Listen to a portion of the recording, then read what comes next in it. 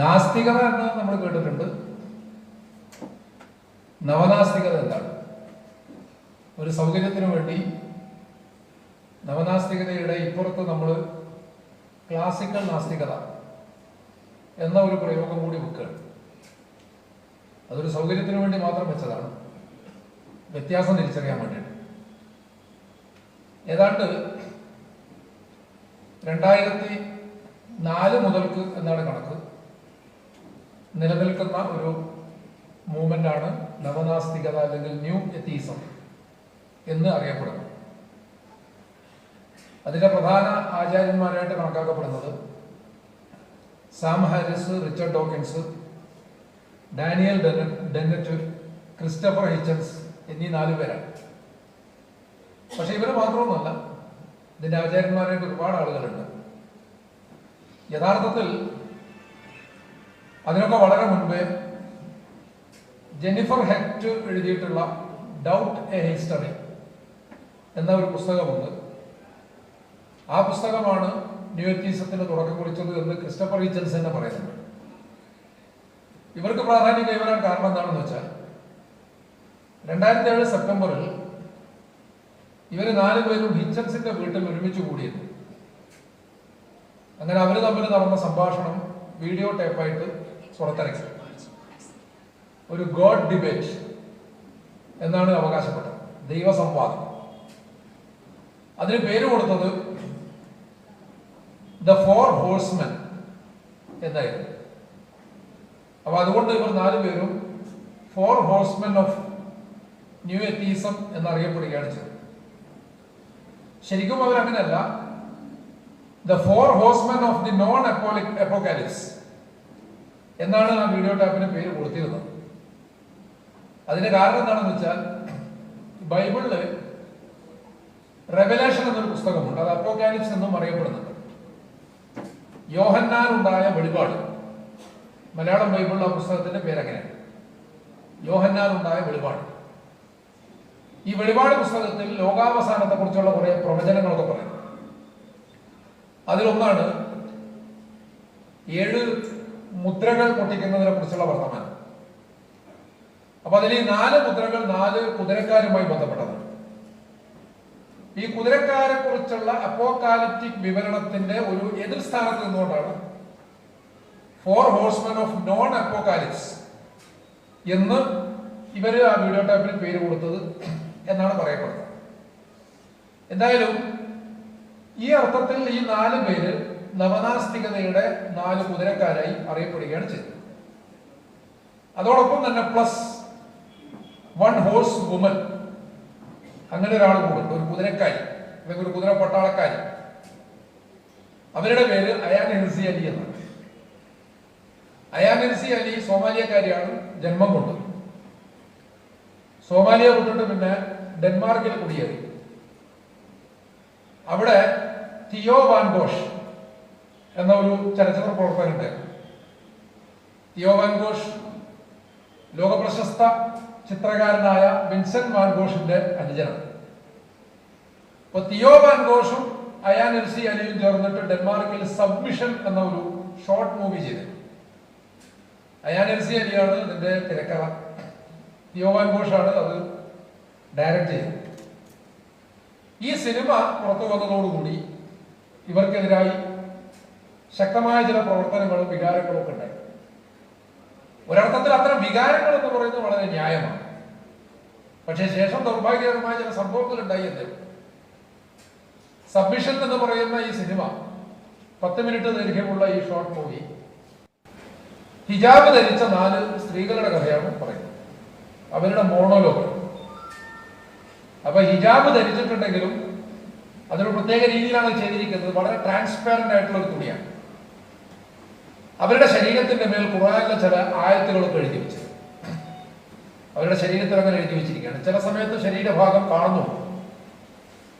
അതിലൊന്ന് പിന്നെ എന്താണ്, ആർത്തവത്തെ സംബന്ധിച്ചുള്ള വിധിയാണ്, അതുമായി ബന്ധപ്പെട്ട ആയത്ത്. രണ്ടാമത്തത് റിജാലു ഖവാമൂന അലൻ നിസാ എന്ന് തുടങ്ങുന്ന വലാത്തി തഖാഫൂന നുശൂസഹുന്ന ഇദൂഹുന്ന എന്നതൊക്കെ ഉൾപ്പെടുന്ന ആയത്താണ്. അങ്ങനെ ഒരു 2-3 ആയത്തുകൾ ഇവരുടെ ശരീരത്തിൽ എഴുതി വെച്ചിരുന്നു. അപ്പൊ ഈ അർത്ഥത്തിൽ ശരീരത്തിൽ ആയത്തുകളൊക്കെ എഴുതി വെച്ചിട്ട് വളരെ പ്രത്യക്ഷത്തിൽ തന്നെ മതനിന്ദ എന്ന് പറയാവുന്ന സ്വഭാവത്തിലുള്ള ഒരു സിനിമയായിരുന്നു സബ്മിഷൻ. അപ്പൊ അതുകൊണ്ട് തന്നെ അതിനെതിരായിട്ട് വികാരങ്ങൾ ഉണ്ടാവുക, എതിർപ്പുകൾ ഉണ്ടാവുക എന്നത് അസ്വാഭാവികമാണ് എന്ന് ഞാൻ വിചാരിക്കുന്നില്ല. പക്ഷെ അതേസമയം തന്നെ അതിന്റെ ദൗർഭാഗ്യകരമായ പരിണതി എന്താണെന്ന് വെച്ചാൽ, ഈ പറയുന്ന തിയോ വാൻ ഘോഷിനെ ഒരു കൂട്ടം ആളുകൾ കൊന്നുകളഞ്ഞു. കൊല്ലുക മാത്രമല്ല, അയാളുടെ ശരീരം കീറിയിട്ട് അയാളുടെ ഹൃദയത്തിനകത്തേക്ക് ഒരു കത്ത് നിക്ഷേപിച്ചു എന്നാണ് പറയുന്നത്. ആ കത്തിൽ അലിക്കുള്ള വധഭീഷണി കൂടി ഉണ്ടായിരുന്നു അത്രേ. അതേ തുടർന്ന് അവർ ഡെൻമാർക്ക് വിട്ട് അമേരിക്കയിലേക്ക് പോയി. അമേരിക്കയിലേക്ക് പോയി അവിടെ വെച്ച് അവരുടെ ഈ വക പ്രവർത്തനങ്ങൾ വളരെ സജീവമാക്കിയതിന്റെ ഫലമായിട്ടാണ് നവനാസ്തികതയുടെ കുതിരക്കാരി അല്ലെങ്കിൽ കുതിരപ്പട്ടാളക്കാരി എന്ന ഒരു പേര് അവർക്ക് കിട്ടിയത് എന്ന് പറയാം. അവരുടെ ആത്മകഥാപരമായിട്ടുള്ള 1-2 പുസ്തകങ്ങൾ, ഒന്ന് ഇൻഫിദൽ എന്നാണ് അതിന്റെ പേര്, രണ്ടാമത്തത് നൊമാഡ്. അവർ ഇത്തരത്തിലൊരു വഴിയിലേക്ക് എത്തിച്ചേരാനുള്ള ചില സാഹചര്യങ്ങളൊക്കെ ബാല്യകാലവുമായി ബന്ധപ്പെട്ട് അവർ പറയുന്നു. അതിനെ സംബന്ധിച്ചൊക്കെ നമുക്ക് വേറെ വിശകലനം ചെയ്യാം. പക്ഷെ അതേസമയം തന്നെ നൊമാഡ് എന്ന പുസ്തകത്തിന്റെ ആമുഖത്തിൽ അവർ പറയുന്ന ചില കാര്യങ്ങൾ, അത് ന്യൂ എത്തീസത്തിന്റെ ഒരു രാഷ്ട്രീയം എന്താണ് എന്നത് ഒരർത്ഥത്തിൽ വെളിവാക്കുന്ന ഒരു സംഭവമാണ്. വേറെയും കുറെ ഉദാഹരണങ്ങളുണ്ട്.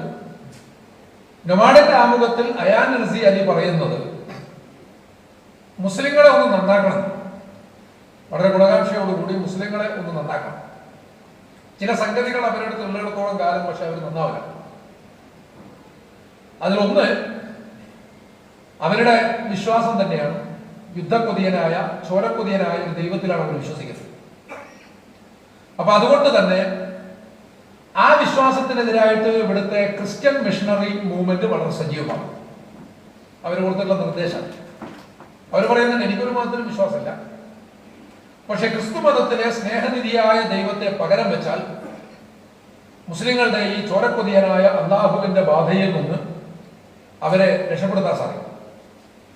എന്ന് പറഞ്ഞാൽ മുസ്ലിങ്ങളെ പരിഷ്കരിക്കാൻ ബാധ്യസ്ഥമായിട്ടുള്ള ഒരു മൂവ്മെന്റ് ക്രിസ്ത്യൻ മിഷണറി മൂവ്മെന്റ്. രണ്ടാമത്തത് അമേരിക്കയിലെ വിദ്യാഭ്യാസ പ്രസ്ഥാനമാണ്. ഇസ്ലാമിക വിശ്വാസങ്ങൾ എത്രത്തോളം അശാസ്ത്രീയമാണ് എന്നത് യാതൊരു തരത്തിലുള്ള മറയും കൂടാതെ പറയണം. അവിടെ ഉത്തരാധുനിക കാലത്ത് നിലനിൽക്കുന്നത് പോലുള്ള ബൃഹദാഖ്യാന വിരുദ്ധതയോ അല്ലെങ്കിൽ ആധുനിക ശാസ്ത്രയുക്തിയെ ചോദ്യം ചെയ്യലോ വ്യത്യസ്തങ്ങളായിട്ടുള്ള സ്വത്വങ്ങളെയും വാദങ്ങളെയും അംഗീകരിക്കുന്ന നടപടിയോ ഒന്നും ഉണ്ടാവില്ല. വളരെ ഷാർപ്പായി, വളരെ കൃത്യമായി ഇസ്ലാമിന്റെ മൗലിക വിശ്വാസങ്ങളെ ആക്രമിച്ച് അത് അശാസ്ത്രീയമാണെന്ന് തെളിയിക്കണം. രണ്ടാമത്തെ മൂവ്മെന്റ് അമേരിക്കയിലെ വിദ്യാഭ്യാസ വകുപ്പാണ്. മൂന്നാമത്തത് ഫെമിനിസ്റ്റ് മൂവ്മെന്റ്. ഈ ഫെമിനിസ്റ്റ് മൂവ്മെന്റിന് ചെയ്യാനുള്ളത് ഇസ്ലാമിക വിശ്വാസം ഏറ്റവും കൂടുതൽ ക്രൂരത പ്രവർത്തിച്ചുകൊണ്ടിരിക്കുന്നത് സ്ത്രീകളോട്.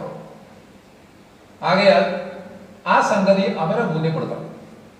ഇപ്പൊ മുസ്ലിം സ്ത്രീകളെ അവകാശബോധത്തിലേക്ക് ഉണർത്തുകയും ഇപ്പറയുന്ന ഖുർആനികമായിട്ടുള്ള ആശയങ്ങളും പരാമർശങ്ങളും ഒക്കെ എത്രത്തോളം മാരകമാണ് എന്നവരെ ബോധ്യപ്പെടുത്തുകയും ചെയ്യും. അപ്പൊ ഇതില് ഞാൻ പറയുന്നത്, നവനാസ്തിക എന്നറിയപ്പെടുന്ന അലി 3 മൂവ്മെന്റുകളെ ചേർത്ത് വെച്ചപ്പോൾ അതിലൊന്ന് ഫെമിനിസ്റ്റ് മൂവ്മെന്റ് ആയതിൽ അസ്വാഭാവികതൊന്നുമില്ല. പക്ഷെ ചെറിയൊരു ഐറണി അതിലുണ്ട്. കാരണം യഥാർത്ഥത്തിൽ ഈ നവനാസ്തികത അങ്ങേയറ്റം വലതുപക്ഷ രാഷ്ട്രീയം ഉൾക്കൊള്ളുന്ന ഒരു മൂവ്മെന്റാണ്.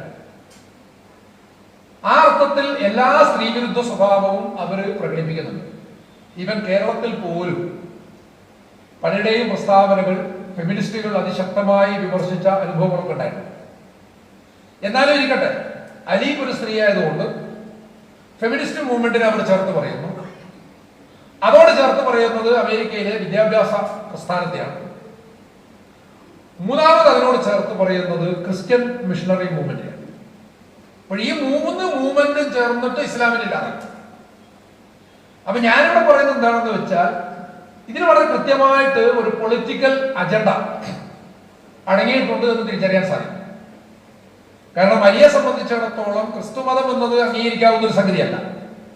അലിയെ സംബന്ധിച്ചിടത്തോളം പ്രത്യേകം മനസ്സിലാക്കണം, ക്രിസ്തുമതം എന്നത് അംഗീകരിക്കാവുന്ന ഒരു സംഗതിയല്ല. അതേസമയം ഇസ്ലാമിനെ തകർക്കാൻ വേണ്ടി ക്രിസ്തുമതത്തെ ശക്തിപ്പെടുത്തുക, ക്രിസ്ത്യൻ മിഷണറി മൂവ്മെന്റിനെ ശക്തിപ്പെടുത്തുക എന്ന ഒരു രാഷ്ട്രീയമാണ് അവർ മുന്നോട്ട് വെക്കുന്നത് എന്നുള്ളത് നവനാസ്തികതയുടെ രാഷ്ട്രീയവുമായി ബന്ധപ്പെട്ട ചെറിയ ഒരു ഉദാഹരണം മാത്രം പറയാം. എന്താണ് നവനാസ്തികത എന്ന് ചോദിച്ചാൽ, ജ്ഞാനശാസ്ത്രപരമായി അത് ക്ലാസിക്കൽ എത്തീസത്തിൽ നിന്ന് അത്രയൊന്നും വ്യത്യസ്തമല്ല. 3 കാര്യങ്ങളാണ് പ്രധാനമായിട്ടും ഇവരെ എടുത്ത് പറയാറുള്ളത്. അതിലൊന്ന്, മെറ്റാഫിസിക്കൽ ആയിട്ടുള്ള ഒരു ഘടകത്തെയും അംഗീകരിക്കാൻ പറ്റില്ല. മെറ്റാഫിസിക്കൽ ആയിട്ടുള്ള ഭൗതികാതീതമായിട്ടുള്ള ഒരു ഘടകത്തെയും അംഗീകരിക്കാൻ പറ്റില്ല. ഒരു തീർപ്പ് പോലെ തന്നെ പ്രഖ്യാപിക്കണം. രണ്ടാമത്തെ സംഗതി, മതവിശ്വാസം തീർത്തും യുക്തിരഹിതം അഥവാ ഇറേഷണൽ ആണ്. ഇതാണ് രണ്ടാമത്തെ കാര്യം. മൂന്നാമത്തെ കാര്യം, സാർവലൗകികവും നിഷ്പക്ഷവുമായ ഒരു മതാതീത ധാർമ്മികത നിലനിൽക്കുന്നുണ്ട്. സാർവലൗകികവും നിഷ്പക്ഷവുമായ ഒരു മതാതീത ധാർമ്മികത നിലനിൽക്കുന്നു. ഞാനവിടെ സൂചിപ്പിച്ചതുപോലെ ഈ 3 വാദങ്ങൾ ഈ സ്വഭാവത്തിൽ തന്നെയോ മറ്റു വിധത്തിലോ ഒക്കെ ക്ലാസിക്കൽ എത്തീസത്തിലും ഉള്ളതാണ്. പക്ഷെ അതേസമയം ഇത് മുന്നോട്ട് വെക്കുന്നതിലുള്ള ഇതിന്റെ ഒരു സമീപനവുമായി ബന്ധപ്പെട്ടാണ് ഒരു പ്രകടമായ വ്യത്യാസമുള്ളത് എന്ന് കാണേണ്ടതാണ്. അതെന്താണെന്ന് വെച്ചാൽ, ഈ നവനാസ്തിക പ്രസ്ഥാനം എന്ന് പറയുന്നത് കൂടുതൽ അഗ്രസീവ്, കൂടുതൽ ആക്രാമകമാണ്, വളരെ മാരകമായ സ്വഭാവത്തിൽ ഒപ്പം നിന്ദ്യമായ സ്വഭാവത്തിലുമാണ് അവർ അവരുടെ വിമർശനങ്ങൾ അഴിച്ചുവിടാറുണ്ട്. ഇവരുടെ ഈ സമീപനത്തെ ഏറ്റവും ശക്തമായി വിമർശിച്ചിട്ടുള്ളത് ക്ലാസിക്കൽ എത്തീസ്റ്റുകൾ തന്നെയാണ് എന്നും മനസ്സിലാക്കാൻ സാധിക്കും. ക്ലാസിക്കൽ എത്തീസ്റ്റുകളും എത്തീസ്റ്റുകൾ തന്നെയായിട്ടുള്ള കമ്മ്യൂണിസ്റ്റുകാരും മറ്റുമൊക്കെയാണ് ഈ നവനാസ്തികരെ ഏറ്റവും ശക്തമായി വിമർശിച്ചിട്ടുള്ളതും ഏറ്റവും കടുത്ത ഭാഷയിൽ തന്നെ അവരെ തുറന്നു കാട്ടാൻ ശ്രമിച്ചിട്ടുള്ളതും എന്നുള്ളതും ശ്രദ്ധേയമാണ്. ക്ലാസിക്കൽ എത്തീസ്റ്റുകളുടെ അഭിപ്രായത്തിൽ ഇവർ ചെയ്യുന്ന അപകടം അല്ലെങ്കിൽ ഇവർ ചെയ്യാൻ പോകുന്ന അപകടം എന്ന് പറയുന്നത് അത്ര ചെറുതൊന്നുമല്ല. മാത്രമല്ല, കാര്യങ്ങളെ യഥാർത്ഥത്തിൽ തിരിച്ചറിയാൻ തന്നെ അവർക്ക് സാധിക്കുന്നില്ല എന്നുള്ളതാണ്. എസ്പെഷ്യലി അവരുടെ ആ ഒരു പൊളിറ്റിക്കൽ വ്യൂ വെച്ചിട്ട് എന്താ പറഞ്ഞാൽ, അടിച്ചമർത്തപ്പെടുന്ന ഒരു എന്താണ് അമേരിക്കയിലൊക്കെ അങ്ങനെ എഫമേറ്റീവ് എന്നൊക്കെ പറയുന്ന ചില സമ്പ്രദായങ്ങൾ, അടിച്ചമർത്തപ്പെടുന്ന അല്ലെങ്കിൽ പ്രത്യേക പരിഗണന അർഹിക്കുന്ന വിഭാഗങ്ങൾക്കുള്ള ആനുകൂല്യം എന്ന് പറയുന്നത് ഇത് ഇന്ന് പരിഷ്കൃത രാജ്യങ്ങളിലൊക്കെ നിലനിൽക്കുന്ന ഒന്നാണ്. അതേസമയം അവിടെ ഇപ്പറയുന്ന ന്യൂ എത്തീസ്റ്റുകൾ അതിനെ ശക്തമായിട്ട് എതിർക്കുകയാണ് ചെയ്തത്. ഇതേ നിലപാട് തന്നെയാണ് സംവരണത്തിന്റെ വിഷയത്തിൽ കേരളത്തിൽ ന്യൂ എത്തീസ്റ്റുകൾ എന്ന് വിളിക്കാവുന്ന കേരളത്തിൽ ആ ഒരു പ്രസ്ഥാനത്തിന് തുടക്കം കുറിച്ചത് യഥാർത്ഥത്തിൽ സി രവിചന്ദ്രനാണ്. നേരത്തെ ഉണ്ടായിരുന്ന യുക്തിവാദ പ്രസ്ഥാനത്തിന്റെ നേതാക്കന്മാർ പലരും പല വിഷയത്തിലും രവിചന്ദ്രനുമായിട്ട് വിയോജിക്കാറുണ്ട്. സംവരണത്തിന്റെ വിഷയത്തിലും ജബ്ബാർ മാഷ് ഉൾപ്പെടെയുള്ള ആളുകൾ രവീന്ദ്രനോട് വിയോജിച്ചിരുന്നു. രവിചന്ദ്രനിൽ നിന്ന് തന്നെ ഏറ്റവും കടുത്ത സ്ത്രീ വിരുദ്ധമായ പ്രസ്താവനകൾ ഉണ്ടായിട്ടുണ്ട്. അന്നേരത്തും ഇവർക്ക് അത് തിരുത്തേണ്ടി വന്നിട്ടുണ്ട്. അപ്പൊ എന്തായാലും ഇത്തരം പ്രശ്നങ്ങളെ കൈകാര്യം ചെയ്യുന്നതിലുമൊക്കെ ഇവർ വൻ പരാജയമാണ് എന്നാണ് ക്ലാസിക്കൽ എത്തീസ്റ്റുകൾ വിലയിരുത്തുന്നത്. ഒരു തരത്തിൽ പറഞ്ഞാൽ വെറി പിടിച്ച ഒരു കൂട്ടം പ്രത്യേകിച്ച് യാതൊരു തരത്തിലുള്ള ഐഡിയോളജിക്കൽ ആയിട്ടുള്ള സമാനതയോ ഭദ്രതയോ ഒന്നുമില്ല. ആകെ ദൈവത്തോടുള്ള വെറുപ്പ് എന്ന ഒരൊറ്റ വികാരം, ദൈവത്തോടുള്ള വെറുപ്പ് എന്ന ഒരൊറ്റ വികാരത്തിൽ ഒത്തുകൂടിയിട്ടുള്ള അസംഘടിതരുടെ ഒരു കൂട്ടം മാത്രമാണ്. അതുകൊണ്ട് തന്നെ അവർ പല വിഷയങ്ങളിലും കയറി അഭിപ്രായം പറയുമെങ്കിലും പ്രത്യയശാസ്ത്രപരമായി 4 ഹോഴ്സ്മെന്റെ കാര്യത്തിൽ തന്നെ ഒരു കൃത്യമായ വിലയിരുത്തലുണ്ട്. അതിൽ ഡാനിയൽ ഡെന്നറ്റ് ഒഴിച്ച് മറ്റു 3 പേർക്കും ഫിലോസഫി എന്ന് പറഞ്ഞാൽ എന്താ സാധനം തന്നെ അറിയില്ല. ഫിലോസഫി എന്ന് പറഞ്ഞാൽ എന്താ സാധനം തന്നെ അറിയില്ല. അവരതിലൊക്കെ വിമർശകന്മാരായിരിക്കാം, പക്ഷെ അറിയുക എന്ന ഒരു മൗലികമായിട്ടുള്ള ബാധ്യത ഉണ്ട്. അപ്പൊ ഇത്തരം സംഗതികൾ ഒന്നും അറിഞ്ഞുകൂടാ. അതുകൊണ്ട് തന്നെ തത്വശാസ്ത്രപരമായിട്ടുള്ള യാതൊരു അടിത്തറയുമില്ല. അപ്പൊ ചില വികാരങ്ങളുടെ പേരിൽ മാത്രം അതിന്റെ അടിസ്ഥാനത്തിൽ നിന്നുകൊണ്ട് എന്തൊക്കെയോ പറയാം. വളരെ മാരകമായിട്ടുള്ള വർത്തമാനങ്ങൾ. ഉദാഹരണം പറഞ്ഞാൽ, അമേരിക്കയിൽ ഒരിക്കലും ഒരു പ്രശ്നമുണ്ടായി. അതിനെക്കുറിച്ചുള്ള റിച്ചർഡ് ഡോക്കിൻസിന്റെ ഒരു പ്രതികരണം ഭീകരമാണ്. അതായത് അഹമ്മദ് മുഹമ്മദ് എന്നൊരു കുട്ടി ഒരു ആഫ്രിക്കക്കാരൻ മുസ്ലിം കുട്ടി, ആഫ്രിക്കക്കാരൻ മീൻസ് ആഫ്രിക്കൻ അമേരിക്കൻ വിഭാഗത്തിൽപ്പെട്ട ഒരു മുസ്ലിം കുട്ടി ഒരിക്കൽ അവൻ തന്നെ ഉണ്ടാക്കിയിട്ടുള്ള ഒരു ക്ലോക്കുമായിട്ട് സ്കൂളിലേക്ക് വന്നു. അപ്പൊ ക്ലാസ് നടക്കുമ്പോൾ ഇതിന്റെ ടിക് ടിക് ശബ്ദം കേട്ടപ്പോൾ, അപ്പൊ പേരെന്താ? അഹമ്മദ് മുഹമ്മദ്. അപ്പൊ പേര് കേൾക്കുമ്പോൾ വിധിക്കുന്ന സ്വഭാവം ഇന്ത്യക്കാർക്ക് മാത്രമല്ലല്ലോ. അപ്പൊ എന്തായാലും ഇവിടെ ശബ്ദമുണ്ട്, അതുകൊണ്ട് ഓൻ തീവ്രവാദിയാണ്, ഇത് ബോംബാണ്. അങ്ങനെ ബോംബാണെന്നുള്ള തീരുമാനത്തിൽ ഈ കുട്ടിയെ പിന്നെ അതാകെ കൂടി പ്രശ്നമായി. അങ്ങനെ സോഷ്യൽ നെറ്റ്വർക്കിലും മാധ്യമങ്ങളിലും ഒക്കെ ചർച്ചയായി.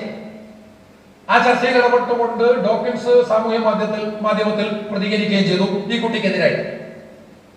പക്ഷെ 1-2 ദിവസം കൊണ്ട് സംഗതി മനസ്സിലായി, ഇത് ഇവൻ ഉണ്ടാക്കിയിട്ടുള്ള ഒരു പ്രത്യേകതരം ക്ലോക്കാണ്.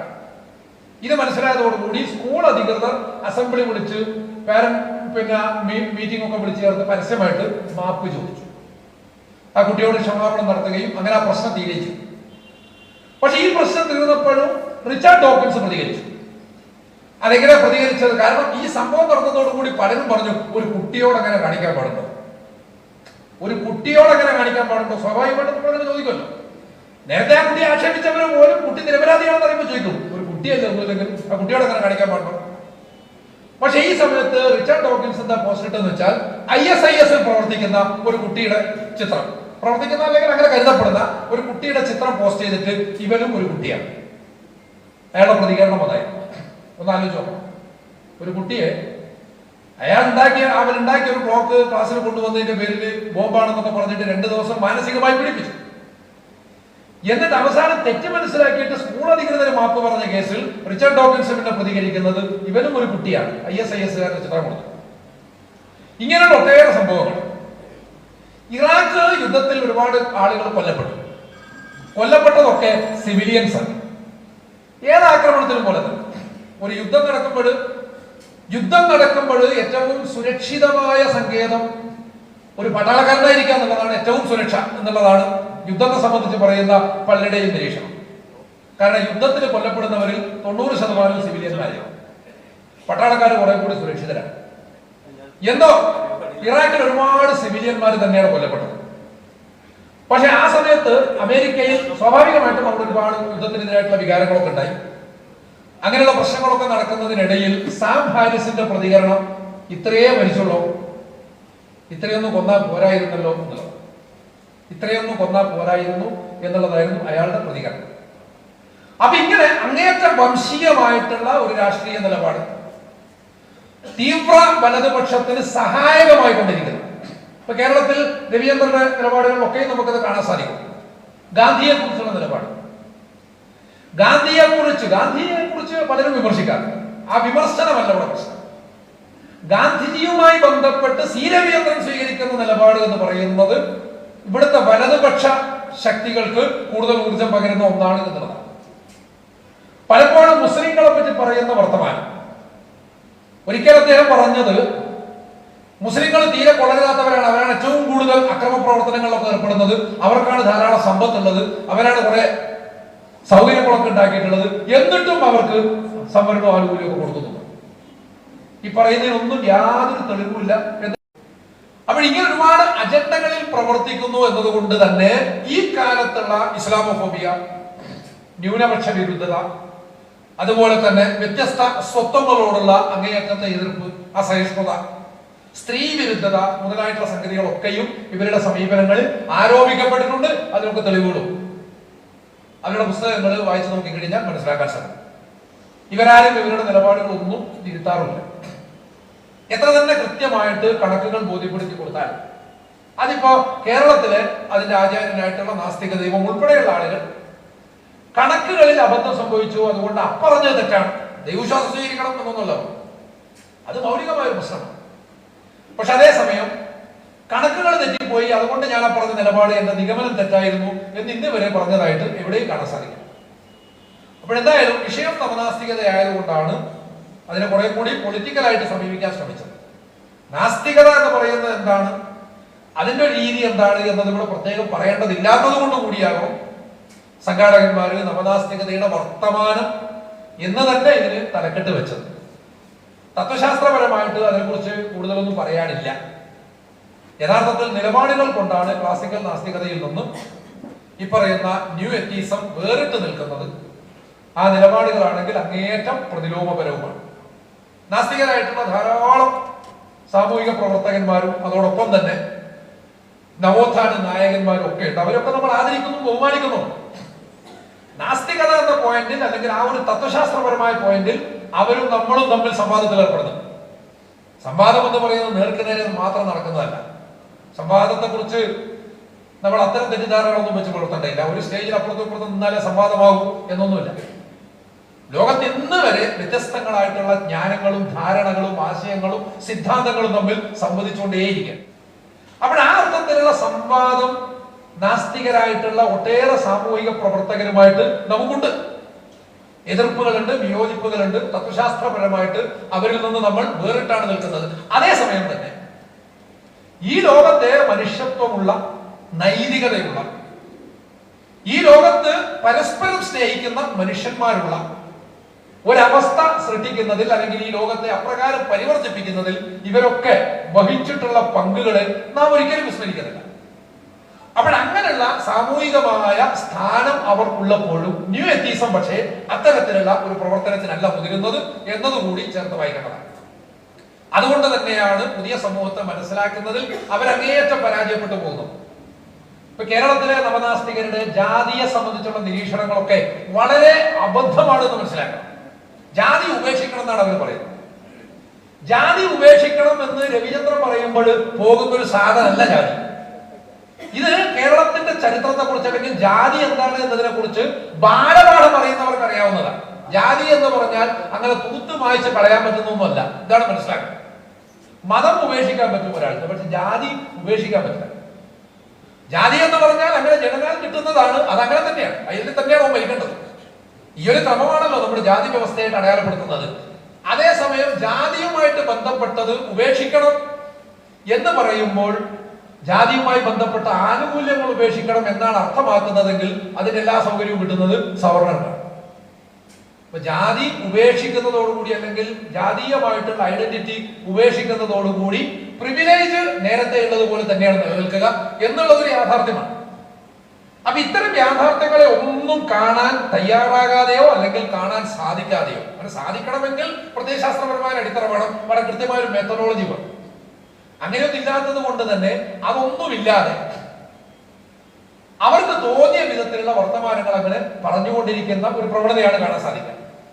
അപ്പോൾ ഈ അർത്ഥത്തിൽ ചിന്തിച്ചു കഴിഞ്ഞാൽ അങ്ങേയറ്റം ഇർറാഷണൽ ആയിട്ടുള്ള, അയുക്തികമായിട്ടുള്ള ഒരു മൂവ്മെന്റ് ആണ്. അതോടൊപ്പം തന്നെ എല്ലാ വംശീയതകളെയും വലതുപക്ഷ രാഷ്ട്രീയത്തെയും സാമ്രാജ്യത്വത്തെ തന്നെയും അങ്ങേയറ്റം സഹായിച്ചു കൊണ്ടിരിക്കുന്ന, പ്രത്യക്ഷത്തിലോ പരോക്ഷമായിട്ടോ അങ്ങേയറ്റം സഹായിച്ചു കൊണ്ടിരിക്കുന്ന, ഇവിടുത്തെ ഹിന്ദുത്വ ഫാഷിസ്റ്റ് ശക്തികളെ അടക്കം സഹായിച്ചു കൊണ്ടിരിക്കുന്ന ഒരു മൂവ്മെന്റ് ആയിട്ടാണ് നവനാസ്തികത നിലനിൽക്കുന്നത് എന്നാണ് കാണേണ്ടത്.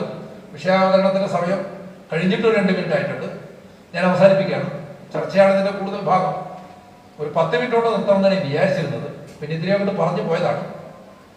ഇൻഷാ അല്ലാഹ് കാര്യങ്ങൾ ശരിയായി മനസ്സിലാക്കാനും നല്ല ചർച്ച നടത്താനുമൊക്കെ ഈ സദസ്സിന് സാധിക്കും എന്ന് ഞാൻ പ്രത്യാശിക്കുന്നു. സാധിക്കട്ടെ എന്ന് ആശംസിക്കുകയും ചെയ്യുന്നു. നിങ്ങൾക്ക് നന്ദി.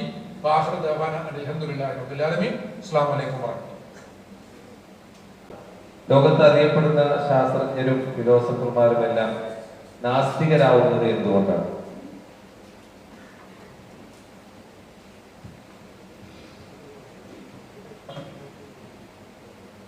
എനിക്ക് ആ ചോദ്യം മനസ്സിലായില്ല. സത്യം പറഞ്ഞ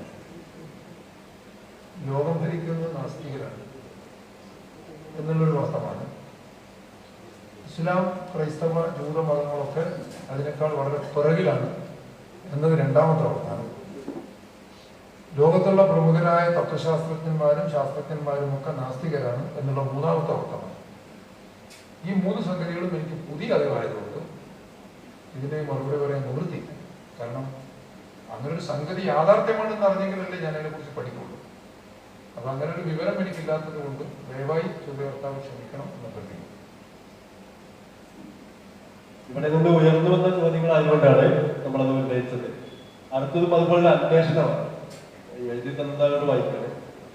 ജെൻഡർ വിഷയത്തിൽ ലിബറലുകളുടെ ഒപ്പീനിയനോട് വ്യത്യസ്തമായ ഏതോ പ്രസ്താവന നടത്തിയെന്ന പേരിൽ റിച്ചാർഡ് ഡോക്കിൻസിന്റെ ചില അവാർഡുകളും ടൈറ്റിലുകളും പിൻവലിക്കപ്പെട്ടു എന്ന വാർത്ത വന്നിരുന്നു. ഏതാനും മാസങ്ങൾക്ക് മുമ്പ് എൻഡ് ഓഫ് ജെൻഡർ എന്ന ഹോമോഫോബിക് ആരോപിക്കപ്പെട്ട പുസ്തകത്തെ പുകഴ്ത്തിക്കൊണ്ട് ഡോക്കിൻസിന്റെ ഒരു ട്വീറ്റും ശ്രദ്ധയിൽപ്പെട്ടു. ശാസ്ത്രമാത്രവാദിയായ ഡോക്കിൻസും മുസ്ലിങ്ങളും യോജിക്കുന്ന ഒരു പോയിന്റായി ഇതിനെ കാണാമോ?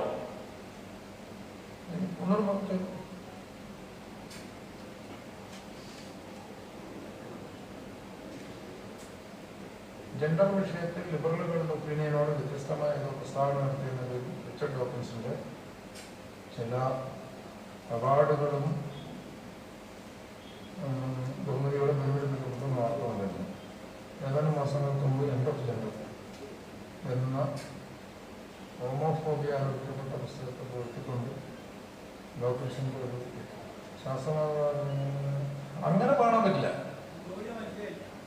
അതായത് ഡോക്കിൻസ് എൻഡ് ഓഫ് ജെൻഡർ എന്ന പുസ്തകത്തെ പ്രകീർത്തിച്ചു. അപ്പോൾ എൻഡ് ഓഫ് ജെൻഡർ എന്ന് പറഞ്ഞാൽ ഹോമോഫോബിയ ആരോപിക്കപ്പെട്ട പുസ്തകമാണ്. അപ്പൊ സ്വാഭാവികമായിട്ടും ഡോക്കിൻസ് ശാസ്ത്രമാത്രവാദിയാണെങ്കിലും സ്വവർഗരതിയുമായി ബന്ധപ്പെട്ട് മുസ്ലിങ്ങളും അദ്ദേഹവും യോജിക്കുന്ന പോയിന്റായിട്ട് ഇതിനെ കാണാൻ പറ്റുമെന്നുള്ളതാണ്. അപ്പൊ ഇതിനെ അങ്ങനെയല്ല കാണേണ്ടത്. യഥാർത്ഥത്തില് എന്തുകൊണ്ടാണ് ഡോക്കിൻസ് ഈ പറയുന്നൊരു നിലപാട് സ്വവർഗരതിയുടെ കാര്യത്തിൽ സ്വീകരിച്ചത് എന്നതാണ് പ്രശ്നം. അപ്പൊ അതിന് വ്യത്യസ്തങ്ങളായിട്ടുള്ള യുക്തികളും വ്യത്യസ്തങ്ങളായിട്ടുള്ള കാരണങ്ങളും ഒക്കെ ഉണ്ടാവും. അപ്പൊ നമ്മള് പലരും വിരുദ്ധങ്ങളായിട്ടുള്ള സിദ്ധാന്തങ്ങളും ചിന്തകളും വെച്ച് പുലർത്തുന്നവർ പോലും യോജിക്കുന്ന ഒരുപാട് പോയിന്റ് ഉണ്ടാവും. അപ്പൊ അങ്ങനെയാണ് അതിനെ കാണേണ്ടത് എന്നുള്ളതാണ് അതിന് ഒന്നാമത്തെ വിഷയം. രണ്ടാമത്തത്, ഇതിൽ ഹോമോഫോബിയ എന്ന ഒരു പദം ഉപയോഗിച്ചിട്ടുണ്ട്. ഇസ്ലാം അതിൻ്റെ ഒരു എത്തിക്സിൽ നിന്നുകൊണ്ട് ഹോമോസെക്ഷുവാലിറ്റിയെ എതിർക്കുന്നത് ഹോമോഫോബിയ ആരോപിക്കപ്പെടുന്നതിന് കാരണമാവരുത് എന്നാണ് ആ വിഷയത്തിൽ പറയാനുള്ളത്. കാരണം സാധാരണഗതിയിൽ നേരത്തെയൊക്കെ ഈ വിശ്വാസങ്ങൾ തമ്മിലും ദർശനങ്ങൾ തമ്മിലൊക്കെയാണ് സംവാദങ്ങളും എതിർപ്പുകളും ഒക്കെ ഉണ്ടായിരുന്നത്. അത്തരം എതിർപ്പുകളും സംവാദങ്ങളും ഒക്കെ നടക്കുമ്പോഴും പരസ്പരം ഫോബിയ ആരോപിക്കാറുണ്ടായിരുന്നില്ല. ഇപ്പൊ ചിലപ്പോൾ മുസ്ലിം പണ്ഡിതന്മാർ ക്രിസ്തുമതത്തെ കുറിച്ച് വിമർശനം നടത്തും, നേരെ തിരിച്ചും നടത്തും. ക്രിസ്തുമത പണ്ഡിതന്മാർ ഇസ്ലാമിനെ കുറിച്ച് വിമർശനം നടത്തും. ഈ വിമർശനം വളരെ ആരോഗ്യകരമായിരിക്കെ ഒരു ക്രിസ്ത്യൻ ഫോബിയ മുസ്ലിം പണ്ഡിതന്മാരിലോ നേരെ തിരിച്ച് ഇസ്ലാമോ ഫോബിയ ക്രൈസ്തവ പണ്ഡിതന്മാരിലോ നമ്മൾ ആരോപിക്കാറില്ല. അപ്പൊ അതുകൊണ്ട് സ്വവർഗരതിയോടുള്ള ഒരു ഇസ്ലാമിന്റെ എത്തിക്കൽ സമീപനത്തെ ഹോമോഫോബിയ എന്ന് വിളിക്കുന്നത് മിതമായി പറഞ്ഞാൽ അത് മര്യാദയല്ല എന്നാണ് എനിക്ക് സൂചിപ്പിക്കാൻ. കാരണം ഇസ്ലാമിന്റെ ഒരു ധാർമ്മികമായ സമീപനം വെച്ചിട്ട് അത് കേവലം മൊറാലിറ്റിയെ അല്ല ഇസ്ലാം അംഗീകരിക്കുന്നത്. സാധാരണ പറയാറുണ്ട് ഈ മതമില്ലെങ്കിലും ആളുകൾക്ക് മോറലാവാൻ കഴിയില്ലേ, മതമില്ലെങ്കിലും ആളുകൾക്ക് മോറലാവാൻ കഴിയും, സൊസൈറ്റികൾക്കും മോറലാവാൻ കഴിയും. അതേസമയം മൊറാലിറ്റിക്ക് എത്തിക്സിന്റെ ഒരു അടിത്തറ ഇസ്ലാമിനെ സംബന്ധിച്ചിടത്തോളം ആ അടിത്തറ അത് ഇസ്ലാമിന്റെ ഏറ്റവും അനിവാര്യവും അവിഭാജ്യവുമായ ഘടകമാണ് എത്തിക്സ് എന്ന് പറയുന്നത്. ഇപ്പൊ കേവലമായ മൊറാലിറ്റിയെ അല്ല ഇസ്ലാം പ്രതിനിധാനം ചെയ്യുന്നത്. എത്തിക്സ് എന്ന് പറയുമ്പോൾ ആ പ്രയോഗം കുറെ കൂടി ഫിലോസഫിക്കലാണ്. എന്ന് പറഞ്ഞാൽ അത് തീർത്തും ആശയപരമാണ്. ഇസ്ലാമിൽ നിന്ന് അതിനെ എത്തിക്സിനെ മൈനസ് ചെയ്ത് കഴിഞ്ഞാൽ പിന്നെ ഇസ്ലാം ഇല്ല. ഇതാണ് മനസ്സിലാക്കുന്നത്.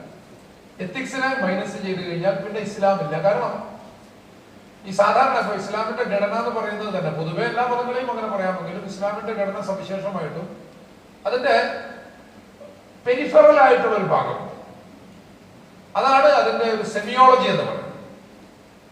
അതിനകത്തുള്ള ഒരു ഭാഗം അതിന്റെ വാല്യൂ സിസ്റ്റമാണ്. അതിന്റെയും ഉള്ളിലുള്ളതാണ് അതിന്റെ തിയോളജിയും ഫിലോസഫിയും. ഇങ്ങനൊരു ഘടനയാണ് ഇസ്ലാമിനുള്ളത്. അവിടെ ആ ഒരു പെരിഫറലായിട്ടുള്ള ഒരു തലത്തിൽ മാത്രം ആളുകൾ നിലകൊള്ളുന്നതിനോട് ഇസ്ലാമിന് വലിയ താല്പര്യമൊന്നുമില്ല. സെമിയോളജി എന്ന് പറയുമ്പോൾ അതിലാണല്ലോ റിച്വൽ, ഈ പിന്നെ എന്താണ് ആരാധനകളും ആചാരങ്ങളും ഒക്കെ വരിക. നിസ്കരിക്കാൻ പറയുന്ന ഖുർആൻ തന്നെ നിസ്കരിച്ചവർക്ക് നരകമെന്ന് പറഞ്ഞിട്ടുണ്ട്. നിസ്കരിക്കാൻ പറയുന്ന ഖുർആൻ നിസ്കരിച്ചവർക്ക് നരകമാണ്. അപ്പൊ ഈ നിസ്കരിക്കുന്നത് യഥാർത്ഥത്തിൽ അതിന്റെ ബാഹ്യ പ്രദർശനമാണ്. പക്ഷെ ഒരു മനുഷ്യൻ ബാഹ്യ പ്രദർശനത്തിൽ മാത്രം നിൽക്കാൻ പാടില്ല. അല്ലദീനഹും യുറാഊൻ എന്ന് തുടർന്ന് വീണ്ടും പറയുന്നത് അതുകൊണ്ടാണ്. പുറമേ നിൽക്കുന്ന ഈ സെമിയോളജിയുടെ വശത്തിൽ കൂടുതൽ ജാഗ്രത ആയിരിക്കുന്ന ആളുകളുടെ പ്രകടനങ്ങളൊക്കെ നമ്മൾ കാണും നേർക്കുനേരെ. അപ്പൊ അതുകൊണ്ട് ആള് കാണുന്ന ദീനാണ്, ആള് കാണുന്ന ദീൻ.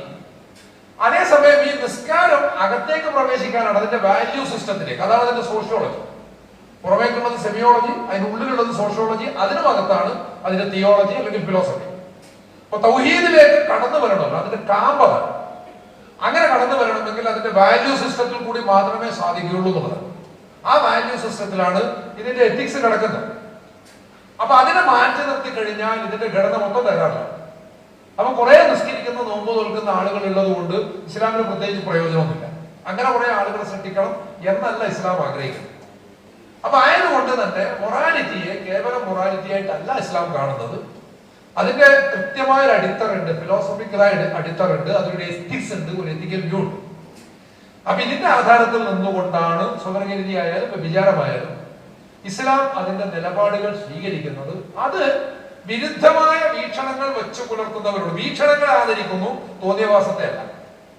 LGBT-യോട് നമുക്കുള്ള മൗലികമായ വിയോജിപ്പിനെ എന്ന് പറഞ്ഞാൽ ആ ദർശനത്തോട്, അത് പ്രതിനിധാനം ചെയ്യുന്ന സെക്ഷൽ ലിബറലിസത്തോട് നമുക്കുള്ള മൗലികമായ വിയോജിപ്പിനെ സംബന്ധിച്ചൊക്കെ ഇവിടെ TM പറഞ്ഞിട്ടുണ്ട്. പക്ഷെ എന്നതുകൊണ്ട് അത് ഒരു വിഭാഗത്തോടുള്ള ഫോബിയ അല്ലെങ്കിൽ വിദ്വേഷമോ വെറുപ്പോ ആയിട്ട് മാറുന്നില്ല. ഇത് പ്രധാനമാണ് എന്ന് മനസ്സിലാക്കണം. അതുകൊണ്ട് അത്തരം ആരോപണങ്ങളിൽ വലിയ കാര്യമൊന്നുമില്ല. പിന്നെ ഡോക്കിൻസ് അല്ലെങ്കിൽ സമാന ചിന്താഗതിക്കാരായിട്ടുള്ള ആളുകൾ സ്വവർഗരതിയെ സംബന്ധിച്ച് അല്ലെങ്കിൽ ഏതെങ്കിലും ഒരു വിഷയത്തെ സംബന്ധിച്ച് ഇസ്ലാമിന്റെ എത്തിക്സിന് സമാനമായിട്ടുള്ള ഒരു നിലപാട് സ്വീകരിച്ചു എന്ന് പറയുന്നത് കൊണ്ട് ആ പോയിന്റിൽ നിങ്ങൾ ഒരുമിച്ചാണല്ലോ എന്ന വിധി കൽപ്പിക്കുന്നതിന് വലിയ അർത്ഥമൊന്നുമില്ല. അത് സാധാരണഗതിയിൽ ഒരു സംവാദ രീതിക്ക് നിരക്കാത്ത ഒരു കൺക്ലൂഷനാണ് എന്നുകൂടി മനസ്സിലാക്കണം എന്നാണ് എനിക്ക് പറയാനുള്ളത്. ഒരു അനുബന്ധ ചോദ്യം കൂടിയാണ്. മതമില്ലാത്ത മനുഷ്യൻ ധാർമ്മികത പുലർത്തി ജീവിക്കുന്നത് അയാളുടെ മൂല്യം കൊണ്ടാണ്. എന്നാൽ മതവിശ്വാസി ധാർമ്മികതയോട് ജീവിക്കുന്നത് പരലോക മോശം ആഗ്രഹിച്ചുകൊണ്ടാണ്. അപ്പോൾ മതമില്ലാത്ത ധാർമ്മികതയുള്ള മനുഷ്യനല്ലേ നല്ലവൻ? ഈ പരലോകം എന്നൊക്കെ പറയുന്നത് ജീവിതത്തെയും ലോകത്തെയും സംബന്ധിച്ചുള്ള ഇസ്ലാമിന്റെ ഒരു കാഴ്ചപ്പാടാണ്. അതൊരു യാഥാർത്ഥ്യമാണ്. എന്നിരിക്കെ ആരെന്തെങ്കിലും കിട്ടാൻ വേണ്ടിയിട്ടല്ലേ ഇവിടെ നല്ലത് ചെയ്യുന്നത് പറയുന്നതിനൊന്നും ഒരു അർത്ഥമില്ല. അല്ലാതെ ജീവിതത്തെ കുറിച്ചുള്ള ഒരു കാഴ്ചപ്പാട്, ഒരു മനുഷ്യൻ നന്മ ചെയ്യുന്നത് ആ നന്മയുടെ ഫലം ഉണ്ടാകണം എന്ന് പ്രതീക്ഷിച്ചിട്ട് തന്നെയാണ് ആഗ്രഹിച്ചത്. അങ്ങനല്ലാതെ നന്മ ചെയ്യുന്ന ഒരാളുമില്ല, വിശ്വാസമുള്ളവരായാലും ശരി ഇല്ലെങ്കിൽ ഇല്ലാത്തവരായാലും ശരി. ഇപ്പൊ സാമൂഹികമായ നീതി ഉണ്ടാവണം, തുടരണം എന്ന ആഗ്രഹത്തോടു കൂടി ഒരാള് വളരെ കഠിനമായിട്ടുള്ള പരിശ്രമങ്ങളിലൊക്കെ ഏർപ്പെടുന്നു. അയാൾക്ക് വിശ്വാസമില്ലായിരിക്കാം, പക്ഷെ അയാളെ സംബന്ധിച്ചിടത്തോളം ഒരു ലക്ഷ്യമുണ്ട്. ഒരു പിന്നെ എന്താണ്, ആ ഒരു ലക്ഷ്യത്തിലേക്കാണ് അയാൾ നീങ്ങിക്കൊണ്ടിരിക്കുന്നത്. അപ്പൊ ലക്ഷ്യമെന്ന് പറയുന്നത് ഈ ലോകം മാത്രമാണ് ജീവിതം, അത് മാത്രമാണ് യാഥാർത്ഥ്യം എന്ന് കരുതുന്നവരെ സംബന്ധിച്ചിടത്തോളം ആ ലക്ഷ്യത്തെ കുറിച്ചുള്ള ചിന്ത പരലോകത്തേക്ക് പോകില്ല. അതേസമയം ഈ ലോകം മാത്രമല്ല, അതിനപ്പുറത്ത് ജീവിതമുണ്ട് എന്ന് കരുതുന്ന ആളുകളെ സംബന്ധിച്ചിടത്തോളം തങ്ങളുടെ കർമ്മഫലം പരലോകത്തും കൂടി അവർ പ്രതീക്ഷിക്കും. ഈ ഒരു വ്യത്യാസമുണ്ടോ, അല്ലാതെ അവർ അത് പ്രതീക്ഷിച്ചിട്ടല്ലേ, ഇവർ നിസ്വാർത്ഥമായിട്ടല്ലേ എന്നൊന്നും പറയുന്ന അത്തരം വിശകലനങ്ങളിൽ വലിയ അർത്ഥമൊന്നുമില്ല എന്നാണ് എന്നെ സംബന്ധിച്ചിടത്തോളം എനിക്ക് തോന്നുന്നത് എന്നുള്ളതാണ് അക്കാര്യത്തിൽ പ്രഥമമായി പറയാൻ. പിന്നെ ധാർമ്മികത എന്ന് പറയുന്നത് അതിനെക്കുറിച്ചുള്ള ഒരു അടിസ്ഥാന സമീപനം എന്ന് പറഞ്ഞാൽ മനുഷ്യരെല്ലാവരും ധർമ്മബോധം ഉള്ളവരാണ്. മനുഷ്യരെല്ലാവരും ധർമ്മബോധം ഉള്ളവരാണ്. അത് ഏതെങ്കിലും ഒരു മതം നിങ്ങളിൽ അടിച്ചേൽപ്പിച്ചതോ ഇൻസ്റ്റാൾ ചെയ്തതൊന്നുമല്ല. ഇപ്പൊ ഖുർആൻ മനുഷ്യന്റെ ഫിത്രയെ സംബന്ധിച്ചാണ് പറയുന്നത്. ഈ ഫിത്ര എന്ന് പറയുന്ന ആശയം യഥാർത്ഥത്തിൽ ഇസ്ലാമിന് പുറത്ത് തന്നെ തത്വചിന്തകളിൽ ഒരുപാട് ചർച്ച ചെയ്യപ്പെട്ടതാണ്. ഇപ്പൊ സമാനമായിട്ടുള്ള, അതായത് മനുഷ്യന്റെ നൈസർഗികമായിട്ടുള്ള നന്മ, ഫിലോസഫിയിൽ ഇത് കണ്ടുപിടിച്ചത് റൂസോ ആണെന്നാണ് ചില തത്വശാസ്ത്ര ചരിത്രകാരന്മാരുടെ ഒക്കെ അഭിപ്രായം. പക്ഷെ നൂറ്റാണ്ടുകൾക്ക് മുമ്പേ കൺഫ്യൂഷ്യസ് പറഞ്ഞാണ്. കൺഫ്യൂഷ്യസിന് ശേഷം അധികം താമസിയാതെ വിശുദ്ധ ഖുർആൻ പറഞ്ഞാണ് മനുഷ്യന്റെ നൈസർഗികമായിട്ടുള്ള നന്മ. മനുഷ്യന്റെ നൈസർഗികമായിട്ടുള്ള നന്മ എന്ന് പറയുന്ന ഒരാശയം, ആ നന്മയിലാണ് യഥാർത്ഥത്തിൽ മനുഷ്യൻ പിറന്നു വീഴുന്നത്. അതേസമയം ആ ഒരു നന്മയിൽ നിന്ന് പലതരം ചായ്വുകൾ അവനെ വഴിതെറ്റിക്കുകയാണ്. മനുഷ്യന് സ്വാഭാവികമായിട്ടുള്ള ഒരു പ്രകൃതം, അതിനെ വേണമെങ്കിൽ ഇൻസ്റ്റിങ്ക്റ്റ് എന്ന് പറയാം, ഒരു ബേസിക് ഇൻസ്റ്റിങ്ക്റ്റ്. ഈ ഒരു ഇൻസ്റ്റിങ്ക്റ്റ് എന്നതും അതോടൊപ്പം മനുഷ്യൻ സ്വയം സ്വീകരിക്കുന്ന ചായ്വ്, ഇൻക്ലിനേഷൻ, ബയാസ്. അപ്പൊ ഈ ബേസും ബയാസും തമ്മിൽ കോൺട്രഡിക്ഷൻ വരുമ്പോഴാണ് മനുഷ്യൻ ദുർമാർഗത്തിലായി പോകുന്നത്. അപ്പൊ അതുകൊണ്ട് തന്നെ ഈ ബേസിനെ സംബന്ധിച്ച് അടിക്കടി ഓർമ്മിപ്പിക്കുകയും ബയാസിനെ ഇതിലേക്ക് കൊണ്ടുവരികയും ചെയ്യുക എന്നുള്ളതായിരുന്നു പ്രവാചകന്മാരുടെ യത്നം. അപ്പൊ സ്വാഭാവികമായിട്ടും നിങ്ങൾ നന്മ പഠിക്കണം എന്നല്ല പറഞ്ഞത്, നന്മ നിലനിർത്തണം എന്നാണ്. നിങ്ങൾക്കുള്ള നന്മകൾ, നിങ്ങൾക്കുള്ള ധാർമ്മിക ഗുണങ്ങൾ, നിങ്ങളുടെ നൈസർഗികമായിട്ടുള്ള നന്മ, നിങ്ങളുടെ ആ ബേസ് അത് നിലനിർത്തണം. അഭിരുചികളിൽ നിങ്ങൾ സ്വീകരിച്ചിരിക്കുന്ന ബയാസുകൾ ഈ ബേസിന് എതിരാകരുത്. ഇതാണ് പ്രവാചകന്മാർ പഠിപ്പിച്ചത് എന്ന് മനസ്സിലാക്കേണ്ടതാണ്. അപ്പോഴത് നിരന്തരം പറയപ്പെട്ടുകൊണ്ടേയിരിക്കണം. നിങ്ങൾ അങ്ങനെയുള്ള കുറച്ച് ആളുകൾ നല്ലവരാണല്ലോ, അവർ വിശ്വാസികളല്ല, അവർ നല്ലവരാണല്ലോ, നന്മ നമ്മൾ അംഗീകരിക്കും, അത് വേറെ വിഷയം. പക്ഷെ അവർ നല്ലവരാണല്ലോ എന്ന് പറയുന്നതിന് അർത്ഥമൊന്നുമില്ല. ഒരു സമൂഹത്തിന്റെ, ഒരു സൊസൈറ്റിയുടെ നന്മ, ഈ നൈസർഗികമായിട്ടുള്ള ഈ ഒരു ബോധം അത് നിലനിർത്താൻ വേണ്ടി എന്ത് ചെയ്യാം എന്നതൊരു പ്രശ്നമാണ്. അവിടെയാണ് ഇത്തരത്തിലുള്ള അധ്യാപനങ്ങള്, ദൈവികമായിട്ടുള്ള മാർഗദർശനങ്ങള്, പ്രവാചകന്മാര്, വേദങ്ങള് ഇതൊക്കെ പ്രസക്തമായി തീരുന്നത് എന്നാണ് മനസ്സിലാക്കേണ്ടത്. പിന്നെ പരലോകത്ത് സൗഖ്യമുണ്ടാകും എന്ന് വിചാരിക്കുന്നത് അത്ര മോശമായ കാര്യമായിട്ടൊന്നും കണക്കാക്കേണ്ടത് ഇല്ല എന്നുള്ളതാണ്. പക്ഷെ അതേസമയം തന്നെ അതും മനുഷ്യൻ വ്യക്തിപരമായിട്ട് എന്താ, സാധാരണ നമ്മൾ പറയാറുണ്ട് ഈ പിന്നെ എന്താണ് കുറെ ഹൂറിമാര് മറ്റേ മദ്യത്തിന്റെ പുഴ ഈ മദ്യം കഴിക്കാൻ വേണ്ടിയിട്ട് അവിടുന്ന് മദ്യം കഴിക്കാൻ വേണ്ടി മാത്രം ഇവിടുന്ന് കണ്ടുപിടിക്കാതിരിക്കുക. എന്റെ അഭിപ്രായം, ഞാൻ മനസ്സിലാക്കുന്നത് മദ്യം വന്ന് ഹറാമാക്കിയതാണ്. അത് ഹറാമാക്കിയൊന്നും അവിടെ ഉണ്ടാവില്ല, നമുക്കതിന് ആവശ്യമില്ല. അതുപോലെ തന്നെ ഒരുപാട് പെണ്ണുങ്ങളെ ഒരുക്കിയിട്ട് നമ്മളെ പടച്ചോൻ കാത്തിരിക്കാൻ സ്വർഗം എന്ന് പറഞ്ഞാൽ എന്താ, ഒരു നക്ഷത്രം വിചാരിച്ചാൽ. ഇങ്ങനെയൊക്കെയുള്ള കൺസെപ്റ്റ് അടിച്ചേൽപ്പിക്കപ്പെട്ടത് കൊണ്ട് ധാരണകളിൽ പിഴവ് പറ്റിയിട്ടുള്ള ഒരുപാട് ആളുകൾ ഉണ്ടായിരിക്കാം, അത് വേറെ വിഷയമാണ്. അപ്പൊ അതിനപ്പുറം മനുഷ്യന്റെ പ്രവൃത്തിയുടെ ഒരു സാക്ഷാത്കാരം അല്ലെങ്കിൽ അതിന്റെ ഒരു ഫലം എന്ന് പറയുന്നത് അത് ഈ ലോകത്തിൽ മാത്രം വീക്ഷണം ഒതുങ്ങുന്നവർ ഈ ലോകത്തെന്ന് പ്രതീക്ഷിക്കുന്നു. അതിനപ്പുറം ഈ ലോകത്തും പരലോകത്തും വീക്ഷണം വ്യാപിച്ചു കിടക്കുന്നവർ രണ്ട് ലോകത്തും അത് പ്രതീക്ഷിക്കുന്നു എന്നുള്ളതാണ്. രണ്ട് ലോകത്തും എന്നുള്ളതാണ് ഇസ്ലാമിന്റെ കാഴ്ചപ്പാട്. ഹസനത്തല്ലേ പ്രാർത്ഥന പഠിപ്പിക്കുന്നത്. ഇത് വിട്ടിട്ടുള്ള ഏർപ്പാടല്ല, അത് ജീവിതത്തെ കുറിച്ച് അങ്ങനെ ഒരു കാഴ്ചപ്പാടുള്ളതുകൊണ്ടാണ്. ആ കാഴ്ചപ്പാടാണ് യഥാർത്ഥത്തിൽ പ്രധാനം. അതിനെ സ്വാർത്ഥതയുടെ ലിസ്റ്റിൽ പെടുത്തുന്നതിൽ യാതൊരു അർത്ഥമില്ല എന്നുള്ളതാണ് എന്റെ അഭിപ്രായം. ഈ പരലോക ജീവിതം എന്നുള്ളത് കേവലം വിചാരം മാത്രമല്ല, സ്വർഗം നരകം പറഞ്ഞ ഒരു ഏർപ്പാട് മാത്രം അല്ലെങ്കിൽ യുക്തിപരമായി തെളിയിക്കാൻ പറ്റുന്ന ഒരു സംഗതിയാണ്. ആളുകൾ പേടിച്ചിട്ടുണ്ടെങ്കിൽ ലോകം എത്ര നന്നായിരുന്നു എപ്പോഴേ. യഥാർത്ഥത്തിൽ പിന്നെ കേവല വിശ്വാസം മാത്രമല്ലേ എന്ന് ചോദിക്കുന്നതിൽ വലിയ അർത്ഥമൊന്നുമില്ല. പിന്നെയുള്ള അതിലൊരു വശം എന്ന് പറഞ്ഞാൽ ശാസ്ത്രീയമായിട്ടുള്ള തെളിവ്. ഇത് യഥാർത്ഥത്തിൽ നമ്മുടെ ഈ നാസ്തികതയെ കുറിച്ച് ഞാൻ ക്ലാസ് എടുക്കുമ്പോൾ നമ്മുടെ ഒരു സമയപരിധിക്കുള്ളിൽ നിന്നുകൊണ്ട് നവനാസ്തികതയുടെ ചില രാഷ്ട്രീയ പ്രശ്നങ്ങളെ കുറിച്ച് മാത്രം പറഞ്ഞതാണ്. നാസ്തികതയായാലും നവനാസ്തികതയായാലും അല്ലെങ്കിൽ നാസ്തികതയിലെ വലിയൊരു വിഭാഗം യഥാർത്ഥത്തിൽ അതിനോട് വിയോജിപ്പുള്ള നാസ്തികരുണ്ട്. ഈ സയന്റിസ്റ്റിക് ആയിട്ടാണ് അവരുടെ സമീപനം. സയന്റിസ്റ്റിക് ആയിട്ടുള്ള സമീപനം, സയൻസ് തെളിയിക്കുന്നത്, പ്രൂവ് ചെയ്യുന്നത് മാത്രമേ ശരിയാവുള്ളൂ. അപ്പൊ ഇങ്ങനെ വാദിക്കുന്നതിൽ യഥാർത്ഥത്തിൽ അർത്ഥമൊന്നുമില്ല. ഈ സ്വർഗവും നരകവും ഞാൻ അതിനെക്കുറിച്ച് എന്റെ കാഴ്ചപ്പാട് ഞാൻ നേരത്തെ പറഞ്ഞു. അതിങ്ങനെ പേടിപ്പിച്ചു നിർത്താനോ അല്ലെങ്കിൽ പ്രലോഭിപ്പിച്ചു നിർത്താനോ ഒന്നുമില്ല. അത് ഈ വളരെ സൂപ്പർഫിഷ്യൽ ആയിട്ട് മതത്തെ സമീപിക്കുന്നത് കൊണ്ട്, മതവിശ്വാസികളിലും കൊണ്ട് അങ്ങനെ സമീപിക്കുന്നത് വിമർശകന്മാരിലുണ്ട്. ജവഹർലാൽ നെഹ്റുടക്കം പറഞ്ഞിട്ടുള്ള കാര്യമാണത്. ഇപ്പൊ മിണ്ടാതിരുന്നാൽ അല്ലെങ്കിൽ പറയുന്നത് അനുസരിച്ചാൽ അല്ലെങ്കിൽ പഠിച്ചാൽ ലഡുവായി തരാം, ജിലേബി വായി തരാം എന്നൊക്കെ പറയുന്നത് മാതിരി നിങ്ങളുടെ സ്വർഗം തന്നാൽ നിങ്ങൾ നല്ലത് ചെയ്യുമല്ലോ എന്ന് വിചാരിച്ചിട്ട്, അല്ലെങ്കിൽ നരകം കാണിച്ച് പേടിപ്പിച്ചാൽ ആള് പേടിച്ച് തിന്മ ചെയ്യാതിരിക്കുമല്ലോ, അങ്ങനെ ചെയ്യാതിരിക്കുന്നുണ്ടെങ്കിൽ അത് നല്ല തന്നെയാണെന്ന് എന്റെ അഭിപ്രായം. അങ്ങനെയെങ്കിലും ഈ സമൂഹം രക്ഷപ്പെടുന്നുണ്ടെങ്കിൽ രക്ഷപ്പെട്ടു എന്നുള്ളതാണ്. പക്ഷെ അതേസമയം ചോദ്യത്തിന്റെ ഒരു മർമ്മം എന്ന് പറയുന്നത് ശാസ്ത്രീയമായിട്ട് തെളിയിക്കാൻ സാധിക്കും എന്നുള്ളതാണ്. അപ്പൊ നമ്മൾ മനസ്സിലാക്കേണ്ട ഏറ്റവും പ്രധാനപ്പെട്ട വിഷയം എന്ന് പറഞ്ഞാൽ, നമുക്ക് നമ്മുടെ ജ്ഞാനം എന്ന് പറയുന്നത് സയൻസിന്റെ പരിധിക്കകത്ത് മാത്രം ഒതുക്കാൻ പാടില്ല. അത് സയന്റിസ്റ്റിക് ആയിട്ടുള്ള ഒരു വീക്ഷണമാണ്. അങ്ങനെ ഒരു വീക്ഷണത്തിന് പിന്നെ നമ്മുടെ എല്ലാ പ്രശ്നങ്ങളെയും വിശദീകരിക്കാൻ സാധിക്കുകയില്ല എന്നുള്ളതാണ് വസ്തുത. മനുഷ്യന്റെ ജ്ഞാനം എന്ന് പറയുന്നത് ഈ പറയുന്ന ശാസ്ത്രമാത്ര അറിവുകൾ കൊണ്ട് തൃപ്തിപ്പെടുന്ന ഒന്നല്ല. പക്ഷെ ഒരു മനുഷ്യൻ ബോധപൂർവം അങ്ങനെ മതിയെന്ന് തീരുമാനിച്ചാൽ അയാൾക്ക് തൃപ്തിപ്പെടാൻ സാധിക്കും. ഇതാണ് അതിന്റെ ഒരു വസ്തുത. അപ്പൊ നമ്മളെ സംബന്ധിച്ചിടത്തോളം പിന്നെ ചില സംഗതികൾ പ്രകൃതി വിരുദ്ധമാണ് അല്ലെങ്കിൽ പിന്നെ അത് പ്രായോഗികമല്ല എന്നൊക്കെ നമ്മൾ പറയും. പക്ഷെ അത് പ്രയോഗിച്ച് ജീവിക്കുന്ന ആളുകളുണ്ടോ, അവർക്ക് അതിന് സംതൃപ്തി ഉണ്ട്, അത് വേറെ വിഷയമാണ്.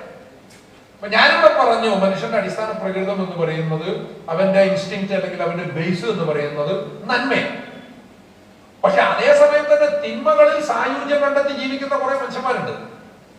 അത് വേറെ വിഷയമാണ്. അവരങ്ങനെയാണ് കരുതി വെച്ചിരിക്കുന്നത് എന്ന് മാത്രമേ അതേ സംബന്ധിച്ച് പറയാൻ സാധിക്കുള്ളൂ. അപ്പൊ സയന്റിസ്റ്റിക് ആയിട്ടുള്ള വീക്ഷണം വെച്ച് പുലർത്തി അതിൽ തൃപ്തി അടയുന്നത് പക്ഷെ എത്രത്തോളം ലോജിക്കലാണ് എന്നുള്ളതാണ് വിഷയം.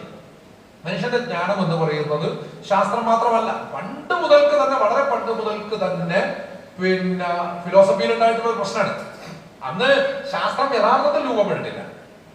സയൻസ് ഇന്ന് പറയുന്നത് പോലെ മോഡേൺ സയൻസ് രൂപപ്പെട്ടില്ല. എന്നാലും ഈ പ്രകൃതി ശാസ്ത്രങ്ങളുടെ പ്രാഥമികമായിട്ടുള്ള വശം അന്നും ഉണ്ടായിരുന്നു.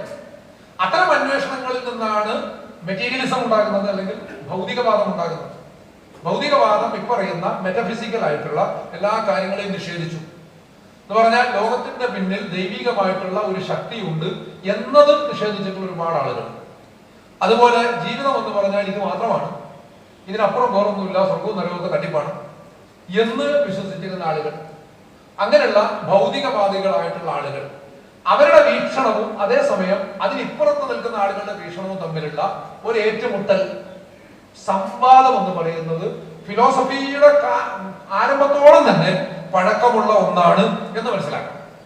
പക്ഷെ അങ്ങനെ ചിന്തിക്കുമ്പോഴും നമ്മൾ പ്രതിനിധാനം ചെയ്യുന്ന ഒരു പ്രതലത്തിൽ നിന്നുകൊണ്ട്, അപ്പൊ ഞാൻ പ്രതിനിധാനം ചെയ്യുന്ന ഒരു പ്രതലത്തിൽ നിന്നുകൊണ്ട് മനുഷ്യന്റെ ജ്ഞാനാന്വേഷണത്തെ കുറിച്ച് എനിക്ക് പറയാനുള്ളത്, പ്രധാനമായും മനുഷ്യന്റെ ജ്ഞാനം എന്ന് പറയുന്നത് കേവലം ഡിസ്കൾസീവ്, വ്യവഹാരാത്മകം മാത്രമല്ല, അത് ഇൻറ്റ്യൂറ്റീവും കൂടിയാണ്. അഥവാ ഒരു അവബോധജന്യം അല്ലെങ്കിൽ അന്തർജ്ഞാനപരവും കൂടിയാണ് എന്ന് മനസ്സിലാക്കണം. ഈ ഇൻറ്റ്യൂഷൻ എന്ന് പറയുന്ന ഒരു സംഗതിയെ നിഷേധിക്കുമ്പോഴാണ് ശരിക്കും ഈ അനുഭവ മാത്രവാദം ഉണ്ടാകുന്നത്. കുറച്ചുകൂടി ശ്രദ്ധിച്ചാലേ മനസ്സിലാവും. അനുഭവ മാത്രവാദം ഉണ്ടാകുന്നത്, ഇപ്പോ നാസ്തികവാദത്തെ നമ്മൾ യുക്തിവാദം എന്ന് പറയാറുണ്ട്. ശുദ്ധ അസംബന്ധം. തത്വശാസ്ത്രപരമായിട്ട് അത് ശുദ്ധ അസംബന്ധമാണ്. കാരണം യഥാർത്ഥത്തിൽ എന്തുകൊണ്ടാണ് ദൈവത്തെ അവർ അംഗീകരിക്കാത്തത്? എംപിരിക്കൽ എവിഡൻസ് ഇല്ലാത്തതുകൊണ്ടാണ്. എന്തുകൊണ്ടാണ് സ്വർഗത്തെയും നരകത്തെയും ഈ പറഞ്ഞതുപോലെ ശാസ്ത്രവിരുദ്ധം എന്ന് തള്ളിക്കളയുന്നത്? എംപിരിക്കൽ എവിഡൻസ് ഇല്ല. ഈ എംപിരിക്കൽ എവിഡൻസ് മാത്രമാണ് എവിഡൻസ് എന്ന ഒരു തീർപ്പാണല്ലോ. ഈ തീർപ്പ് എന്ന് പറയുമ്പോൾ നമ്മുടെ അനുഭവം എന്ന് പറയുന്നത് സെൻസറി ആയിട്ടുള്ള നമ്മുടെ അനുഭവങ്ങൾ മാത്രമാണ് സത്യം എന്നുള്ളതാണ് അതിന്റെ അടിസ്ഥാനം. അതിന് യുക്തിവാദം എന്ന് പറയാൻ പറ്റില്ല. യുക്തിവാദം എന്ന് പറയുന്നത് ഇപ്പറയുന്ന എംപിരിക്കൽ ആയിട്ടുള്ള അനുഭവപരമായിട്ടുള്ള കാര്യങ്ങളെക്കാളും പ്രാധാന്യം മനുഷ്യന്റെ ലോജിക്കിന്, യുക്തിക്ക് അല്ലെങ്കിൽ ഇൻറ്റ്യൂഷന് ഒക്കെ ഉണ്ട് എന്ന് വിശ്വസിക്കുമ്പോഴാണ് അത് യുക്തിവാദമാകുന്നത്. അപ്പൊ ആ അർത്ഥത്തിൽ ദൈവവിശ്വാസം യുക്തിവാദമാണ്. ദൈവവിശ്വാസം യുക്തിവാദമാണ്. വെളിപാടുകളിലുള്ള വിശ്വാസം എന്ന് പറയുന്നത് അന്തർജ്ഞാനത്തെ അംഗീകരിക്കലാണ്, ഇൻറ്റ്യൂഷൻ അംഗീകരിക്കലാണ്. അപ്പൊ അത്തരത്തിൽ യുക്തിവാദം എന്ന് നേരെ തിരിച്ച് ഇപ്പറയുന്ന വാദത്തെയാണ് യുക്തിവാദം എന്ന് പറയേണ്ടത്. മാത്രമല്ല ഫിലോസഫിയിൽ റാഷണലിസം എന്ന് പറഞ്ഞാൽ അത് തന്നെയാണ്. അപ്പോ മോഡേൺ ഫിലോസഫിയിൽ റാഷണലിസം സ്ഥാപിച്ചത് ഹൊനെ ദെക്കാർത്ത് എന്ന ഒരു അദ്ദേഹമാണ് ഇങ്ങനെ അറിയപ്പെടുന്നത്. അപ്പൊ ഈ ഹൊനെ ദെക്കാർത്ത് കാർട്ടീസിയൻ ഫിലോസഫി, കാർട്ടീസിയൻ ഫിലോസഫി യുക്തിവാദമാണ്. പക്ഷെ അതേസമയം തന്നെ യുക്തി, ലോജിക്കും മാത്തമാറ്റിക്സും ഉപയോഗിച്ചുകൊണ്ടാണ് ദെക്കാർത്ത് ദൈവവിശ്വാസത്തെ സ്ഥാപിക്കുന്നത്. ദെക്കാർത്ത് സഭയ്ക്കെതിരെ പടം എഴുതിയിട്ടുണ്ട് ശാസ്ത്രജ്ഞന്മാരെ രക്ഷിക്കാൻ വേണ്ടി. അദ്ദേഹം ശാസ്ത്രജ്ഞന്മാരുടെ അവസ്ഥയെ സംബന്ധിച്ച് വളരെ ആശങ്കാകുലായിരുന്നു. അതിന് കാരണമുണ്ട്. ദെക്കാർത്ത് ജനിച്ചിട്ട് 4ാമത്തെ ദിവസമാണ് കർദിനാൾ ബ്രൂണോ, ജിയോർദാനോ ബ്രൂണോ കൊല്ലപ്പെടുന്നത്. കൊല്ലപ്പെടുന്നത് എന്ന് പറഞ്ഞാൽ ഇറ്റലിയിലെ വധശിക്ഷാ സ്തംഭത്തിൽ വെച്ച് ജീവനോട് ദഹിപ്പിക്കപ്പെടുകയാണ്. എന്താ പ്രശ്നം എന്ന് വെച്ചാൽ എല്ലാ വെളിപാടുകൾ മതി, അതിന്റെ അപ്പുറം വേറൊന്നും വേണ്ട എന്ന ഒരു നിലപാട് സഭ വെച്ച് പുലർത്തുന്നു. എക്ലീസിയാസ് എന്ന് പറയും, എക്ലീസിയാസ്. അതുകൊണ്ട് തന്നെ ഒരുതരം എക്ലസിയാസ്റ്റിക്കൽ സപ്രീമസി എന്ന് പറയുമ്പോൾ പുരോഹിതാധിപത്യമാണ്. പക്ഷെ യഥാർത്ഥത്തിൽ സഭയിലൂടെ ദൈവം, തിരുവെഴുത്തുകളിലൂടെയും സഭയിലൂടെയും ദൈവം വെളിപ്പെടുത്തുന്ന അറിവ് മാത്രമേ മനുഷ്യന് വേണ്ടൂ, അതിന്റെ മുന്നോട്ട് ഒന്നും വേണ്ട എന്ന നിലപാടാണ് മിഡീവൽ കാലഘട്ടത്തിൽ സഭ വെച്ച് പുലർത്തിയിരുന്നത്. അപ്പൊ അതുകൊണ്ട് തന്നെ കൂടുതൽ അന്വേഷണം നടത്തുന്നവർ മുഴുവൻ സഭയുടെ കണ്ണിലെ കരടായിരുന്നു. സയൻസിനെ സംബന്ധിച്ചാണെങ്കിൽ സഭ അംഗീകരിച്ചിട്ടുള്ളത് ടോളമിയൻ, അരിസ്റ്റോട്ടലിയൻ മാതൃകകളാണ്. ടോളമി, അരിസ്റ്റോട്ടലൊക്കെ അവരുടെ കാലത്ത് വലിയ സയന്റിസ്റ്റുകളാണ്, പക്ഷെ കാലം മാറുമ്പോൾ അവരുടെ അഭിപ്രായങ്ങളൊക്കെ മാറും. അങ്ങനെയാണ് സയൻസ് മുന്നോട്ട് പോകുന്നത്. പക്ഷെ സഭ പറയുന്നത് ടോളമിയൻ, അരിസ്റ്റോട്ടലിയൻ മാതൃക. കാരണം ഈ രണ്ട് മാതൃകകളിലും, ടോളമി മാതൃകയിലും അരിസ്റ്റോട്ടലിയൻ മോഡലിലും ഭൂമിയാണ് പ്രപഞ്ചത്തിന്റെ കേന്ദ്രം. ബാക്കി സഭ പറയുന്നത് ഭൂമിയുടെ കേന്ദ്രം വത്തിക്കാനാണ്. ഭൂമിയാണ് പ്രപഞ്ചത്തിന്റെ കേന്ദ്രം, ഭൂമിയുടെ കേന്ദ്രം വത്തിക്കാനാണ്.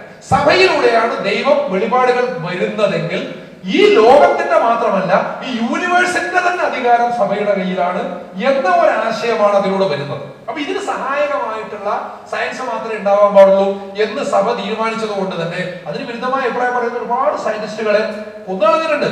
ഞാനീ പറഞ്ഞ ജോർദാനോ ബ്രൂണോ എന്ന് പറയുന്ന കർദിനാളാണ്.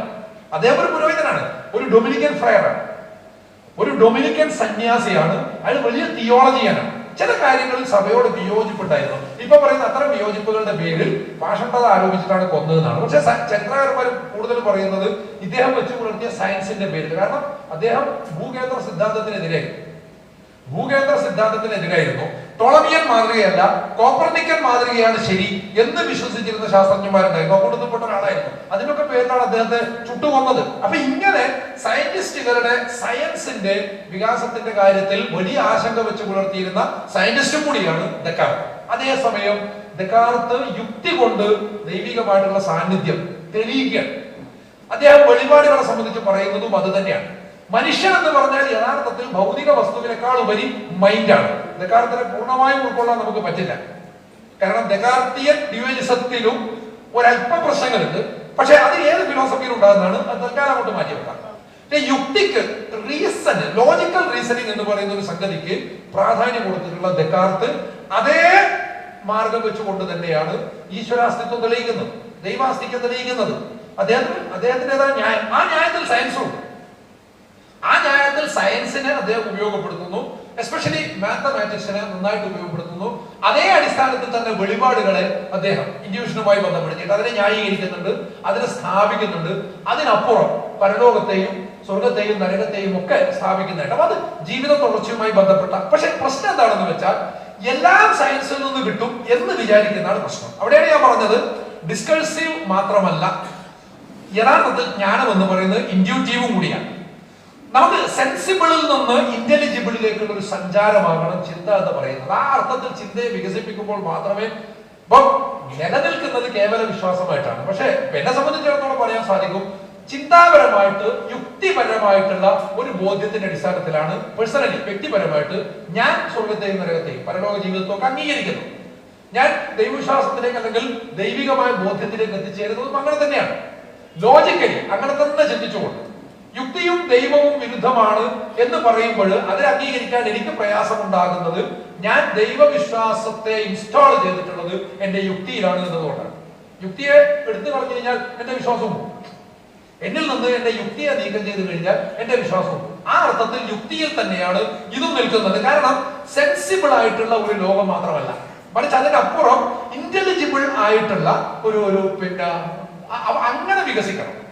സയൻസ് മാത്രമാണ് ശരി, അല്ലെങ്കിൽ സയൻസ് തെളിയിച്ചാലേ ഒരു കാര്യം ശരിയാകൂ എന്നുള്ളത് ഒരു ശാസ്ത്ര അന്ധവിശ്വാസമാണ്. ഇത് വെച്ചിട്ട് ഒന്നിനെയും വിലയിരുത്തരുത്. മനുഷ്യന് ലോജിക് എന്ന് പറയുന്ന സംഭവമുണ്ട്. അതിലൂടെയാണ് മനുഷ്യൻ ഏറ്റവും ശ്രേഷ്ഠനായി തീരുന്നത്.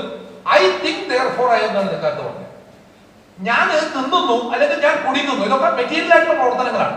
പക്ഷെ അതുകൊണ്ട് ഞാനുണ്ട് എന്നല്ല അദ്ദേഹം പറഞ്ഞത്. അദ്ദേഹം പറഞ്ഞത് ഐ തിങ്ക് therefore I, ഞാൻ ചിന്തിക്കുന്നു അതുകൊണ്ടാണ് ഞാനുണ്ട് എന്നുള്ളതാണ്. നിശ്ചിതത്വമുള്ള വലിയൊരു പ്രധാനപ്പെട്ട തത്വമായിട്ട് ദെക്കാർത്ത് അവതരിപ്പിക്കുന്നത് ഞാൻ എന്നതാണ്. എല്ലാത്തിനെയും സംശയിക്കണം എന്നുള്ളതാണ് അദ്ദേഹത്തിന്റെ മൗലികമായ നിലപാട്. വിശ്വാസത്തെ അടക്കം സംശയിക്കണം. അപ്പൊ സംശയം, സന്ദേഹത്തിൽ നിന്ന് അന്വേഷണം ഉണ്ടാകും, അന്വേഷണത്തിൽ നിന്ന് ബോധ്യം ഉണ്ടാകും എന്നുള്ളതാണ്. പക്ഷെ അങ്ങനെ സംശയിക്കുമ്പോഴും തുടങ്ങാൻ ഒരു കൃത്യമായ ഒരു പോയിന്റ് വേണമല്ലോ, ഉറപ്പുള്ള ഒരു പോയിന്റ്. ആ പോയിന്റ് ഞാൻ എന്നതാണ്. പക്ഷെ ഞാൻ എന്ന് പറയുമ്പോൾ ദെക്കാർത്തിന്റെ അഭിപ്രായത്തിൽ അത് ശരീരമല്ല, മറിച്ച് മൈൻഡാണ്. കാരണം I think therefore I am. അപ്പൊ അവിടെ തന്നെ ശരീരം എന്ന് പറയുന്നത് ശാസ്ത്രത്തിന് വിധേയമാണ്. എന്നാൽ ശാസ്ത്രത്തിന് അപ്പുറത്തുള്ള ഒന്ന് രണ്ട് ഉദാഹരണങ്ങൾ കൂടി പറഞ്ഞുകൊണ്ട് ഞാൻ അത് നിർത്താം. ഇതുപോലെ സയന്റിസ്റ്റിക് ആയിട്ട് മാത്രം ചിന്തിക്കുന്ന ഒരു മനുഷ്യൻ ഇതുപോലെ വാദിച്ചിരുന്നു. പലരും ഇപ്പൊ നവനാസ്തികരൊക്കെ വാദിക്കുന്ന അങ്ങനെ തന്നെയാണ്. അയാൾ പറയുന്നത് പറഞ്ഞാൽ ഫിലോസഫി, സൈക്കോളജി പോലുള്ള സംഗതികളൊന്നും ഇന്നത്തെ കാലത്ത് പ്രസക്തമല്ല. അപ്പൊ ഞാൻ പറഞ്ഞ സൈക്കോളജി പോലും ഇല്ലെങ്കിൽ മനുഷ്യൻ എങ്ങനെയാണ് മനസ്സിനെ കുറിച്ച് പഠിക്കുക? മനസ്സിനെ കുറിച്ച് പഠിക്കുന്നത് ന്യൂറോ സയൻസ് ആണ്. അപ്പൊ ന്യൂറോ സയൻസ് ഇല്ലാത്ത കാലത്ത് ഫിലോസഫി ആവശ്യമായിട്ട് വന്നു. ന്യൂറോ സയൻസ് വികസിച്ചിട്ടില്ലാത്ത കാലത്ത് ഫിലോസഫി ആവശ്യമായിട്ട് വന്നിരുന്നു. ഇന്നത് ആവശ്യമില്ല. കാരണം മനുഷ്യന്റെ മനസ്സിന്റെ എല്ലാ പ്രവർത്തനങ്ങളും ന്യൂറോ സയൻസ് എന്ന് പറഞ്ഞാൽ മനുഷ്യ മനസ്സിനെ ഭൗതികമായി ഇത് പരസ്പരം ബന്ധിതമാണല്ലോ, മനസ്സും ശരീരവും. അപ്പൊ മനസ്സെന്ന് പറയുന്ന സാധനം ഈ ന്യൂറോണുകളിൽ മാത്രം നിൽക്കുന്നതാണ് എന്ന് ധരിക്കുന്നത് കൊണ്ടുണ്ടാകുന്ന ഒരു പ്രശ്നമാണത്. മനസ്സിന് അപ്പുറത്തുള്ള ഒരു സാധനമാണ്. അതിരിക്കട്ടെ, തൽക്കാലം അത് മാറ്റി വെച്ചിട്ട് ഞാൻ പറഞ്ഞു, നിങ്ങൾ പറഞ്ഞത് വാദത്തിന് അംഗീകരിക്കാം. മനുഷ്യ മനസ്സിനെ കുറിച്ച് ന്യൂറോ സയൻസ് ധാരാളമായി പഠിച്ചിട്ടുണ്ട്, എല്ലാം അറിഞ്ഞിട്ടുണ്ട് എന്ന് ഞാൻ അംഗീകരിക്കാം വാദത്തിന് വേണ്ടി. പക്ഷെ എന്റെ ചോദ്യം, മനസ്സ് എന്ന ആശയം ഇവിടുന്ന് വരുന്നതാണ്. മനസ്സ് എന്ന ആശയം സയൻസിൽ നിന്ന് വന്നതാണോ? അല്ല. മൈൻഡ്, സൈക്കിൾ മുതലായിട്ടുള്ള ആശയങ്ങൾ ഫിലോസഫിയിൽ നിന്ന് വന്നതാണ്, റിലീജിയനിൽ നിന്ന് വന്നതാണ്. അപ്പൊ സ്വാഭാവികമായിട്ടും അങ്ങനെ ഒരു ആശയം ഉള്ളത് കൊണ്ടല്ലേ സയൻസിനെ കുറിച്ച് പഠിച്ചത്. അപ്പൊ അത്ര തന്നെ സ്വാഭാവികമായിട്ടും ഈ രണ്ട് വിജ്ഞാനീയങ്ങളും, മനുഷ്യന്റെ ഇൻട്യൂഷൻ എന്ന് പറയുന്നതും ഭൗതികമായിട്ടുള്ള അറിവ് എന്ന് പറയുന്നതും ഒരുമിച്ച് മുന്നോട്ട് പോകുമ്പോഴല്ലേ സമഗ്രമായ ജ്ഞാനം കിട്ടുക. തുടക്കം തന്നെ അങ്ങനെയാണ്. പിന്നെ മാത്രമല്ല, സയൻസ് ആപേക്ഷികത എന്ന് പറയുന്ന ഒരു ആശയം, ആപേക്ഷികത എന്ന് പറയുന്ന ആശയം ഐൻസ്റ്റീൻ കൊണ്ടുവന്നാണ്. സയൻസ് മാത്രം പഠിക്കുന്നവർക്ക് റിലേറ്റിവിറ്റി എന്ന് കേൾക്കും ഐൻസ്റ്റീനെ ഓർമ്മ വരുന്നുണ്ട്. പക്ഷെ അങ്ങനല്ല. ചരിത്രാതി വളരെ പഴയ ഈ തത്വചിന്തയുടെ ആദിമ ചരിത്രം മുതൽക്ക് ഉള്ള ഒരു വാദമാണ് റിലേറ്റിവിറ്റി എന്ന് പറയുന്നത്. റിലേറ്റിവിറ്റി എന്ന് പറയുന്ന വാദം ആ കാലത്തേ ഉള്ളതാണ്. അത് റിലീജിയനിലും ധാരാളമുള്ളതാണ്. ഈ റിലേറ്റിവിറ്റിയെ സംബന്ധിച്ച് സൂക്ഷ്മമായി നോക്കിക്കഴിഞ്ഞാൽ ഖുർആൻ അടക്കമുള്ള വേദഗ്രന്ഥങ്ങളിലൊക്കെ നമുക്ക് ഒരുപാട് ആശയങ്ങൾ കണ്ടെത്താൻ സാധിക്കും. സയൻസിൽ അതിനെ കണ്ടെത്തിയത് ഐൻസ്റ്റീൻ ആണെന്നേ ഉള്ളൂ. പക്ഷെ അപ്പോഴും റിലേറ്റിവിറ്റി എന്ന് പറയുന്ന ഒരു ആശയം അതിനു മുമ്പേ ഉണ്ടായിരുന്നു. അത് സയൻസിൽ നിന്ന് വന്നതല്ല. ഞാൻ പറയുന്നത് മനസ്സിലാവുന്നുണ്ടോ? വീണ്ടും വരുമ്പോ എവല്യൂഷൻ, അതാണല്ലോ ഏറ്റവും പ്രധാനം. എവല്യൂഷൻ എന്ന് പറയുന്ന ആശയം എവിടുന്ന് വന്ന, അതും റിലീജിയനും ഫിലോസഫിയിൽ നിന്നും വന്നതാണ്. എവല്യൂഷൻ എന്ന് പറയുന്നത് അംഗീകരിച്ചു കഴിഞ്ഞാൽ ദീനിന്ന് പുറത്തു പോകും, തൗഹീദ് പൊളിഞ്ഞു പോകും എന്നൊക്കെ ധാരണയുള്ള കുറെ ആളുകളുണ്ട്. എന്റെ തൗഹീദ് അത്രയും ദുർബലമല്ലാത്തത് കൊണ്ട് എവല്യൂഷൻ തെളിഞ്ഞാലും പൊളിഞ്ഞാലും എന്റെ തൗഹീദിനും ഈമാനും പ്രശ്നമൊന്നുമില്ല കേട്ടോ. അത് കൂട്ടത്തിൽ മനസ്സിലാക്കേണ്ടതാണ്. എവല്യൂഷൻ എന്ന് പറയുന്ന ആശയത്തെ ആശയം എന്ന നിലക്ക് വളരെ കൃത്യമായിട്ട് അംഗീകരിക്കാനും ന്യായീകരിക്കാനും സാധിക്കുന്ന ഒരാളാണ് ഞാൻ എന്നത് അനുബന്ധമായിട്ട് പറയാം. അപ്പോൾ ഞാൻ പറയുന്നത് എവല്യൂഷൻ, ആ വാക്ക് ഡാർവിന്റെ ഒറിജിൻ ഓഫ് സ്പീഷീസിൽ പോലും ഒന്ന് രണ്ടിടത്തെ എവല്യൂഷൻ എന്നുള്ള വാക്ക് ഉപയോഗിച്ചു. അതിലൊക്കെ പിന്നെ എന്താണ് ട്രാൻസ്ഫോർമേഷൻ ഓഫ് സ്പീഷീസ് പോലുള്ള പ്രയോഗങ്ങളൊക്കെയാണ് ഡാർവിൻ നടത്തുന്നത്. എവല്യൂഷൻ എന്ന വാക്ക് കൃത്യമായിട്ട് ഫിലോസഫിയിൽ കൊണ്ടുവരുന്നത് സെന്റ് അഗസ്റ്റിനാണ്, ശാസ്ത്രജ്ഞന്മാരല്ല. സെന്റ് അഗസ്റ്റിനാണ്. ലോകത്തിന്റെ ഉൽപ്പത്തിയെ സംബന്ധിച്ച് അദ്ദേഹം കാൽപ്പനികമായിട്ടുള്ള ഒരു ക്രമവും നിശ്ചയിച്ചിരുന്നു എന്ന് മനസ്സിലാക്കേണ്ടതാണ്. അത് ശരിയാവാം തെറ്റാവാം, അത് വേറെ വിഷയമാണ്. ഇനി പ്രീ ഡാർവീനിയൻ എവല്യൂഷനിസ്റ്റുകളായിട്ടുള്ള പ്രീ ഡാർവീനിയൻ സ്കോളേഴ്സിനെ കുറിച്ച് ഒരുപാട് പഠനങ്ങളുണ്ട്. നമ്മൾ മനസ്സിലാക്കണം, ഡാർവിന്റെ സമകാലീനനാണ് ജോൺ വില്യം ഡ്രെപ്പർ. ഇദ്ദേഹത്തിന്റെ history of the conflict between religion and science എന്നൊരു പുസ്തകമുണ്ട്. അതില് പിന്നെ Mohammedans philosophy of evolution of man എന്ന് പറഞ്ഞിട്ട് ഒരു അധ്യായം തന്നെ ഉണ്ട്. എന്ന് പറഞ്ഞാൽ എവല്യൂഷനെ സംബന്ധിച്ച് ഇപ്പറയുന്ന പിന്നെ ഇസ്ലാമിക ചിന്തകന്മാർ പറഞ്ഞിട്ടുള്ളത് എന്ന് പറഞ്ഞാൽ ഡാർവിനൊക്കെ എത്രയോ മുമ്പേ തന്നെ മതലോകത്തും തത്വചിന്തക ലോകത്തും സജീവ ചർച്ചയായിരുന്ന ഒരു സബ്ജക്റ്റാണ് യഥാർത്ഥത്തിൽ എവല്യൂഷൻ. അപ്പൊ അതുകൊണ്ട് ഇപ്പറയുന്ന ആശയങ്ങളൊക്കെയും വേറെ എവിടുന്നോ വരുന്നതാണ്. സയൻസ് അതിനെ ഭൗതികമായി വിശദീകരിക്കുന്നതേ ഉള്ളൂ. അപ്പൊ അങ്ങനെ വരുമ്പോൾ ഒരിക്കലും സയൻസ് അടിസ്ഥാനമാണ്, അല്ലെങ്കിൽ അത് മാത്രമാണ് അടിസ്ഥാനം എന്ന് കരുതാതിരിക്കുക.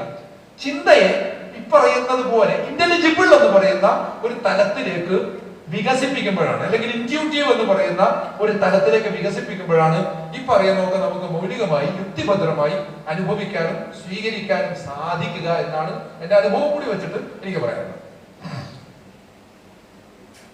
കഴിഞ്ഞു, സമയം കഴിഞ്ഞിട്ടുണ്ട്. അതുകൊണ്ട് സമാപന പ്രസംഗം നിർവഹിക്കുന്നതിന് വേണ്ടി